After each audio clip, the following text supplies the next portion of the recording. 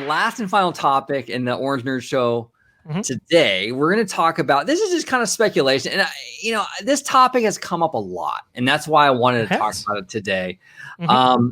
Should Apple buy the Walt Disney Company? I've seen this argument made so many times. This rumor comes up in Hollywood, the Hollywood trades and gossip sites all the time. But what are your thoughts, Vash, on the prospect of an Apple buying the Walt Disney Company? Do you think it's a good idea, bad idea, good for one company, bad for the other, vice versa? What are your feelings on this? Well, there's a reason all this stuff comes up.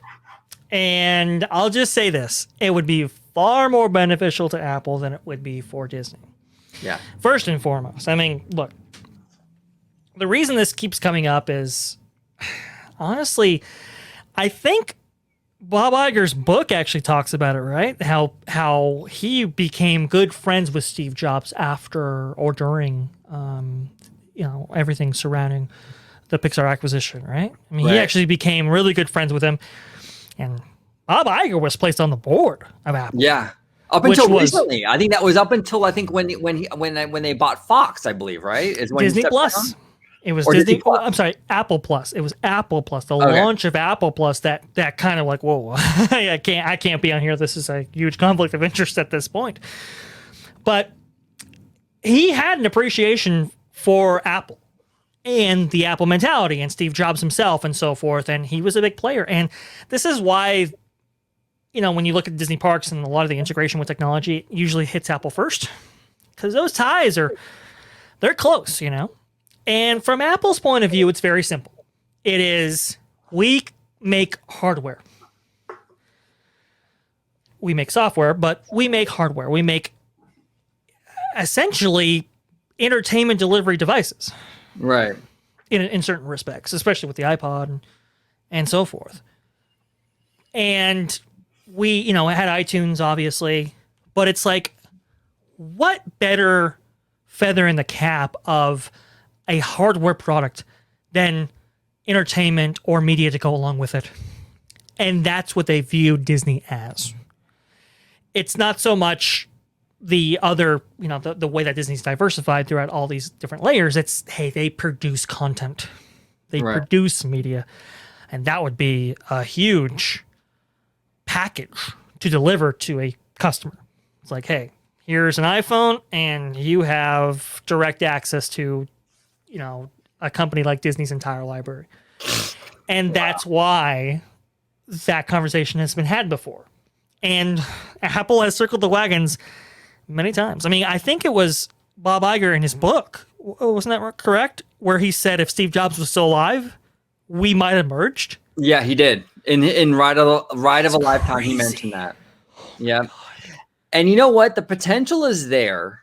I do agree with you, though. I do think it would have benefited Apple a whole lot more than Disney. There are some benefits to for Disney to be part of the Apple umbrella. One of those I think that might be interesting would be its impact on Imagineering. Yes. Apple's research and development division might be able to work closely with Imagineering. That might have been an interesting thing to kind of explore in terms of technology for the parks and stuff like that.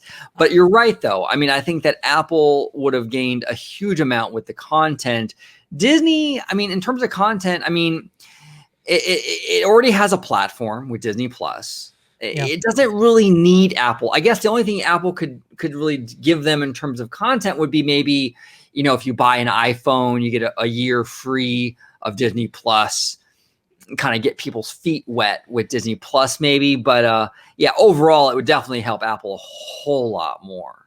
Oh my God. It would be sensational. I mean, you'd have access to the biggest studio powerhouse in Hollywood today. I mean, oh yeah. I mean, it's just, that's it. It doesn't get quite bigger than the, Marvel, Lucasfilm, Disney, feature animation. I mean, Mickey Mouse. Pixar, I mean, next to I can't think of a character or a symbol that's more recognizable than Mickey Mouse. I mean, it's incredible, you know? Yeah. And it's just all of that. And you could definitely see how Apple could integrate a company like Disney into their, you know, it's in their wheelhouse, so to speak. But you know, you talk about technology. Iger has been, and JPEG too, surprisingly enough, have been very technology focused when it comes to the parks. Yeah. And could you imagine Apple integration in the parks? I mean, it'd be insane. You could do things that, you know, historically maybe thought unthinkable. Right. And how that, you know, you could maybe put proprietary technologies in Apple products and so forth to make that integration that much more seamless. I mean, there's, you know, you could go crazy with some of these ideas. I mean, imagine if, let's just say, imagine if Apple did buy Disney and Apple's research and development department or whatever was in charge of creating new people mover vehicles. You know, and stuff like that, or new technology to move the ride vehicles. I mean, how incredible would that be? You know, I mean, that would just be insane, absolutely insane. You could, I mean, there's so many different avenues you could go with this. And look, we have seen what happens when Disney acquires a brand like Marvel, right? When Marvel was acquired back in 2009, Thor 2 and Captain America Winter Soldier were in production at that time. And honestly, when Disney came in, it was like, hey, we love what you're doing. Here's a big sack of cash. Come back with something bigger, you know? And they infused that economic contribution into those projects and made them what they were. Captain America Winter Soldier is one of the best Marvel movies of all time, in my opinion. No, I completely agree with you. I love that movie. I just love that movie. It's just so great, so big, but hey, give it up to Disney. They invested, they saw the vision, and I love that. Could you imagine if Apple, you know, bought Disney and merged and fused it with its own? With the trillions of dollars that Apple has at its disposal, and just go to Imagineering and say, here's a big wad of cash, come back with some. I mean, could you imagine? Like, it'd be ridiculous. I mean, it would be unbelievable. But the question really is, it's like, well, wait a minute, does Disney retain that autonomy to do what it does? You know, how much oversight would they have under a banner like Apple? What would they expect from them? Would the parks even be a thing? You know, do they have does Tim Cook have the vision? You know, that kind of thing. That's where it starts to get a little bit like, ooh, maybe this isn't the best idea. Yeah, and we've talked about this before, the comparisons of a Tim Cook and a Bob Chapek. And, you know, and a lot of people might disagree with me on this, but I don't think there's a lot of daylight between these two men in terms of their leadership styles. There's a lot of similarities. Bob Chapek replaced a visionary in Bob Iger. Bob Iger is very much a visionary. He's a businessman, but he's a visionary. Yeah. And Bob Chapek is much more of a look. He's not going to destroy the company. The company will not go bankrupt and will not go under. It's going to be he's going to tread water. He's not going to do anything, in my opinion, that's going to just completely blow your freaking mind. He'll do enough to keep the legacy going and to keep the company afloat, is what Chapek will be. And largely that's what Tim Cook has been for Apple. You know, Steve Jobs was a visionary, an incredible man. I mean, like akin to a Walt Disney almost, where, he changed the world in so many ways. And Tim Cook has really just sort of, kind of rested on those laurels and sort of, hey, look, you know what? We're not going to create anything earth changing, but we know what, your iMac will come in 3 different colors now. It's black. It's black. Ooh. And it's bigger. Oh, exactly, right? That's exactly what it is. Tim Cook and Bob Chapek are not that different, So how much ambition will a Disney under an Apple with Tim Cook leading it have? I just don't know. Steve Jobs, whole other story, but Tim Cook. And I think that's why Iger was open to that idea, because I think Steve kind of knew. Right. I think many comparisons have been made to Steve Jobs and Walt Disney. Now, I think some of those comparisons, they're rough fits. But honestly, when you take a vision, when you take ambition, there's almost no better comparison. Right. Walt was ambitious, especially later on in his life. It's just like this guy went from, okay, we're going to make like the first sound animated cartoon. Yeah, sound cartoon or first animated film. Like, okay, that's pretty mind blowing, especially back in that day. Right. And then, like, what is it, 40, 30 years down the line, we're going to make a city of tomorrow. It's like, how do you get there? It's like, what? That's Walt, and Steve, give the man credit. He's like, I want a freaking computer in every single house in the world, and it's just like, whoa. Yeah. Okay, and that kind of ambition. I think that's what attracted Iger to the idea or the possibility of a merger or a fusion or a buyout or whatever. Right. That kind of ambition. And when Steve Jobs was not around, it's just, that doesn't really, it's just doesn't really work. Yeah. And I think that's why that's why he says in his book, if that would have happened, that versus I'm not entertaining this idea past this point, Yeah. The two men, Bob Iger and Steve Jobs, from what I understand, were very close. Steve Jobs was really vital to the Bob Iger era. I think he inspired Iger. I think he counseled Iger. The Iger era, I think, would have been very different without Steve Jobs there. Yeah. I mean, it was really a gift that Steve Jobs did stay with us as long as he did. Yeah. Man, he just would have wished that maybe that situation was different. But it to have Steve facilitate the Pixar deal, that was huge. I mean, even in that way, that profoundly changed the course of the company. Oh yeah. And the Iger era just wouldn't be the same without that infusion of creative talent. That really shaped the company at that time. So I'll give it up. But the idea of Disney being owned by some other corporation or company is not new.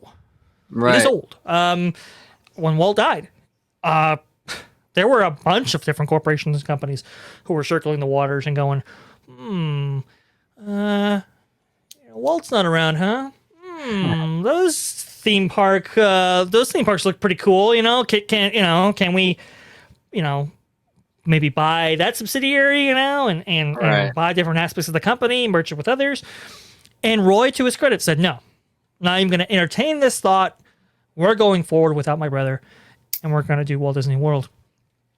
And engineers and everybody attached to different projects, sigh of relief, that wasn't going to happen. But that was the real risk at that point in 1967 and so forth.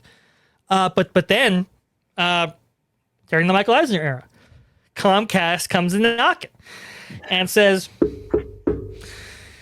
and this company looks pretty good. Let's see if we how would you like to get bought out here? And Comcast, what they wanted was ESPN. That was the whole big thing about it. That's what they wanted. They wanted the mothership. And it's kind of crazy to think about now to see where all these things have kind of fallen.